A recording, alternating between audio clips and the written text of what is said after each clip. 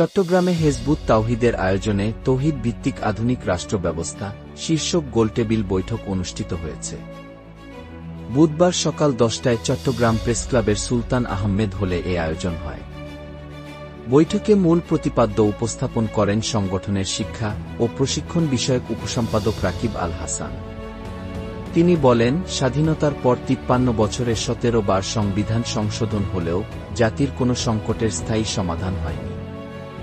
British ঔপনিবেশিক আমলের আইন ব্যবস্থার অন্ধ অনুসরণের কারণে মামলার জট ও অন্যায়বিচার বেড়েই চলেছে। চট্টগ্রাম জেলা হেজবুত তাওহীদের সভাপতি নজরুল ইসলাম সবুজের সভাপতিত্বে বৈঠকে সাহিত্য বিষয়ক সম্পাদক রিয়াদুল হাসান বলেন, মানব রচিত গণতান্ত্রিক ব্যবস্থা ধান্দাবাজির রাজনীতির সুযোগ দিয়েছে আর গণতন্ত্র শান্তি প্রতিষ্ঠায় ব্যর্থ হয়েছে। তিনি ইসলামের ভুল ব্যাখ্যা ও মোল্লাতন্ত্রের নামে সহিংসতার সমালোচনা করেন। আলোচকরা তৌহিদ ভিত্তিক রাষ্ট্র ব্যবস্থার কাঠামো, রাজনৈতিক দল, বিচার ব্যবস্থা, নারী মর্যাদা, আইনশৃঙ্খলা, গণমাধ্যম ও সামাজিক সুরক্ষা ব্যবস্থার রূপরেখা তুলে ধরেন।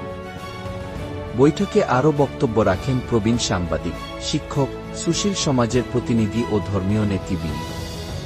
তারা আধুনিক বিশ্বের চ্যালেঞ্জ মোকাবিলায় তৌহিদ ভিত্তিক রাষ্ট্র ব্যবস্থার বাস্তবায়ন কৌশল নিয়ে মতামত দেন। আয়োজকরা জানান, আল্লাহর প্রদত্ত জীবন ব্যবস্থা বাস্তবায়নের মাধ্যমেই ন্যায়ভিত্তিক ও নিরাপদ সমাজ গঠন সম্ভব। Desk report, Cox's Bazar bulletin.